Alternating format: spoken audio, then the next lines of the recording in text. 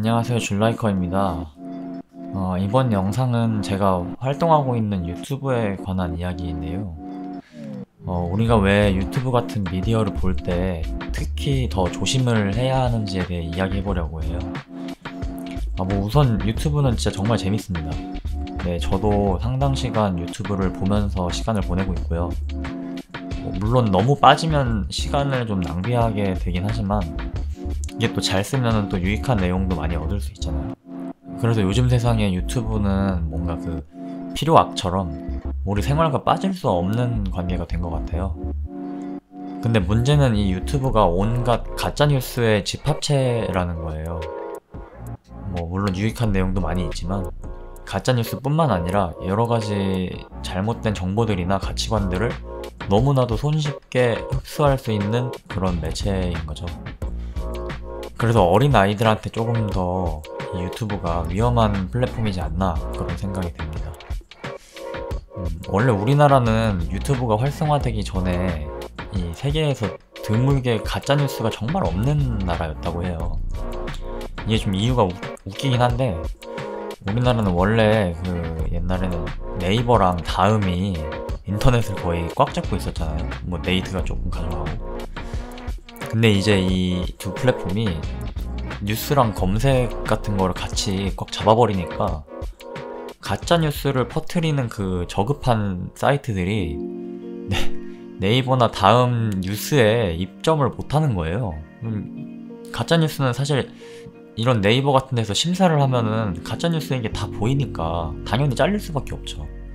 그리고 이제 네이버에 뉴스 같은 거 검색하면 어때요? 우리가 요즘에도 그렇긴 하지만 지들 것만 좀 보여주잖아요. 이게 지들이라니까 좀 그렇긴 한데, 네이버에서 검색을 하면 보통 네이버 지식인에 있는 정보들이나 아니면 블로그에 있는 정보, 네이버 카페에 있는 정보, 이렇게 살짝 네이버에서 만들어낸 컨텐츠들을 좀 우선적으로 배치를 해주잖아요. 그러니까 뉴스도 자기네 플랫폼에 입점한 애들 거를 먼저 띄워주게 되는 거예요. 요즘에는 안 그럴 수도 있지만 옛날에는 훨씬 더 그랬던 거죠. 그러니까 이게 네이버나 다음이 어떻게 보면은 한국 인터넷 시장을 거의 먹어버리다 보니까는 자기들이 유리하게끔 이렇게 계속 안에서 돌게끔 만든 인터넷 생태계가 오히려 가짜뉴스 같은 그런 저급한 웹사이트들을 걸러주게 되는 아이러니한 상황이 발생하게 된 거죠. 물론 조금 더 이제 다양한 정보들을 받아들이지 못하게 한 거는 분명히 문제이긴 해요. 우리 전반적인 인터넷 문화에 있어서는. 그래서 우리가 중요한 정보를 찾을 때는 구글을 많이 이용하게 되는 것도 아마 이런 거가 문제겠죠.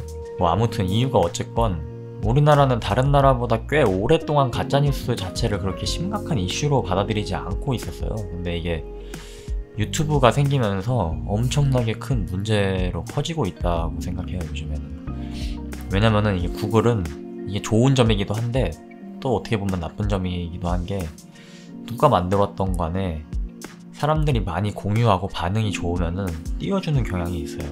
그게 더 좋다고, 좋으니까, 더 좋은 정보니까 사람들이 그렇게 한다고 생각을 하는 거겠죠. 그래서 이런 정보들이 오히려 알고리즘에 의해서 더 자유롭게 돌아가다 보니까 폐쇄적이었던 네이버 다음 시절보다 가짜뉴스가 더 범람하기 쉬운 구조가 되어버린 거죠. 왜냐면은 이 알고리즘이 이 영상 같은 거나 이런 정보들이 얼마나 인기가 있는지는 판단할 수 있어도 이 컨텍스트, 이 내용 자체가 정말 팩트가 맞는지까지를 체크할 수는 없거든요. 근데 이 유튜브에서 만들어지는 가짜뉴스가 더 무서운 점이 뭐냐면요, 옛날 가짜뉴스들은 실제로 뉴스 사이트를 직접 만들어서 이게 악의적으로 가짜뉴스를 퍼뜨리겠다는 의도가 있는 경우가 되게 많았어요. 여론 조작을 위해서라든지 아니면 그냥 단순 장난이든지. 아무튼 일반 사람들의 취미로 가짜뉴스를 퍼뜨리지는 않잖아요. 근데 이 유튜브는 일반 사람들도 취미로 되게 많이 하잖아요. 그러다 보니까 자기가 가짜뉴스를 만들고 있다는 사실 자체를 모르는 경우가 아주 많아요.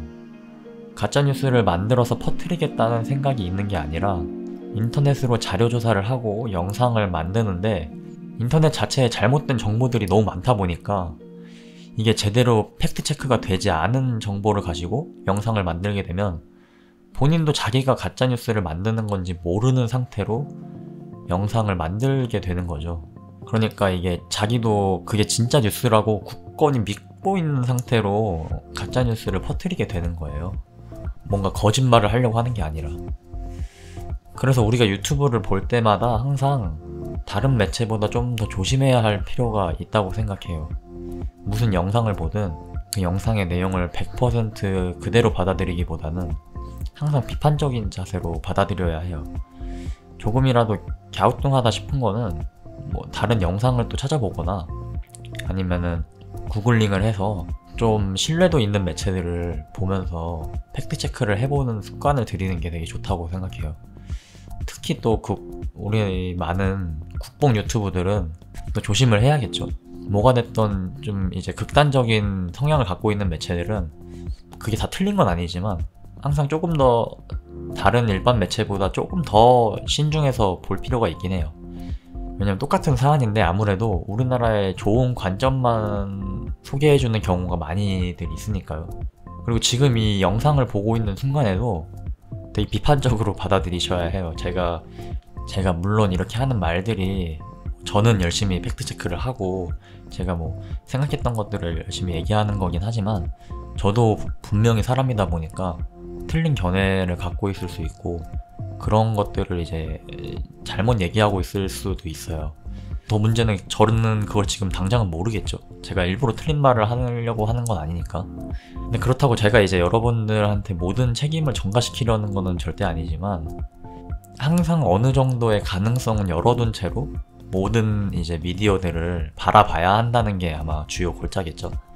아무튼 오늘은 이렇게 유튜브에 집중해서 이야기하긴 했지만 사실 트위터도 그렇고 페이스북도 그렇고 뭐 그런 SNS가 아니더라도 MBC나 SBS 같은 이런 뭐 KBS 대형 방송국들도 우리가 항상 100% 신뢰할 수는 없는 거예요. 뭐 정부가 뭐 조작을 하네 이런 걸 떠나서 그런 거는 우리가 뭐 정확히 알 수 없는 거니까 그걸 믿으면 그런 생각으로 뭔가 이걸 검열해야겠지라기보다는 그냥 이 미디어 매체 자체가 결국에는 사람이 운영하는 거기 때문에 언제든지 틀릴 수 있거나 아니면 나쁜 의도가 숨겨져 있을 수 있다는 거죠.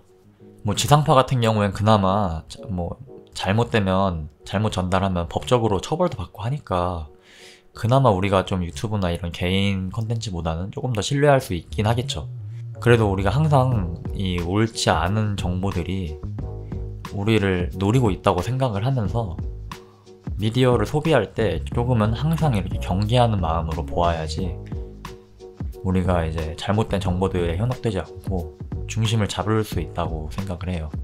그리고 이런 것들로부터 우리를 지켜주는 거는 결국에는 정보를 받아들이는 습관에서 오는 거니까 매번 조금 귀찮더라도 의식을 하면서 영상이나 이런 정보들을 받아들이는 게 좋다고 생각을 합니다. 오늘은 조금 무거운 주제에 대해서 이야기한 것 같긴 한데 그래도 꼭 다같이 조심하자는 마음에서 영상을 한번 만들어 봤습니다.